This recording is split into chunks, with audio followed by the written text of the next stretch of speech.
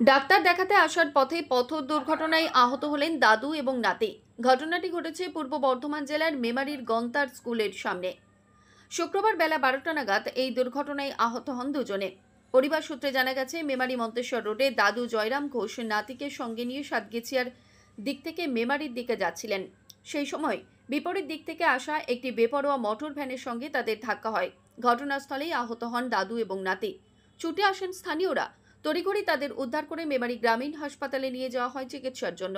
জানা গেছে, আহতদের অবস্থা গুরুতর হওয়ার কারণে তাদের বর্ধমানে স্থানান্তরিত করা হয়েছে। আমার দাদা, ভাইপো আর দাদার নাতি বাইকে আসছিল, তিনজনা সাতগেছিয়া দিক থেকে মেমারির দিকে আসছিল। ওই মোটর ভ্যান যেগুলো হয় এখন, মোটর ভ্যান একটা বে লাইনে চলে আসে, টিয়ারিং ঘুরে হোক, গোল্লা ভেঙে হোক, ওদের উপরে এসে উল্টে খেয়ে ওদেরকে ধাক্কা মারে। ধাক্কা খেয়ে দাদা ইনজিওর হয়েছে, সেন্সলেস হয়ে গিয়েছিলো। এখন ঠিক সেন্স মনে পড়ছে না, ভুলে যাচ্ছে সব কিছু। আর বাচ্চাটার কপালের পাশে চোট হয়েছে। এখন মেমারি হসপিটালে এসেছি, মেমারি হসপিটাল থেকে এখানে বর্ধমান রেফার করছে। কোথায় হয়েছিল? এটা গন্তার হাই স্কুলের সামনে। কখন হয়েছিল ওটা আপনার 11টা নাগাদ। আর দাদার নাম কি? জয়রাম ঘোষ। আর বাড়ি কোথায়? শঙ্করপুর বাড়ি। শঙ্করপুর বাড়ি। মেমারি যাচ্ছিলেন? মেমারি আসছে। কী জন্য যাচ্ছিলেন?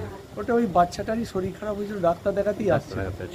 আচ্ছা আচ্ছা। তো এই অবস্থায় এটা হয়েছে। নাতি হয়? নাতি হয়।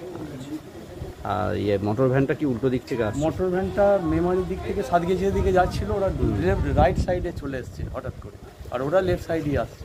এই যে বেপরোয়াভাবে চালায়, কি বলবেন? চলছে, ব্রেক নেই, কিছু নেই, কিচ্ছু সিস্টেম নেই। ডান দিক থেকে বাঁ দিক চলে যাচ্ছে, এইখানে ব্রেক মারলে ওইখানে গিয়ে ওদের গাড়িগুলো দাঁড়ায়। আর এর আগেও অ্যাক্সিডেন্ট হয়েছে, আমার নিজের দাদা বড়দা অ্যাক্সিডেন্টে ওই গন্তারেই মারা গেছে। আবার এই দ্বিতীয়বার আবার একটা অ্যাক্সিডেন্ট। পাশাপাশি বেপরোয়া মোটর ভ্যানের দৌরাত্ম্য নিয়েও অভিযোগে সরব হয়েছেন আহতদের পরিবার এবং পথ চলতি বহু মানুষ। মৃত্যুঞ্জয় যশ ও আনোয়ার আলী রিপোর্ট, সংবাদ আজকে নিউজ।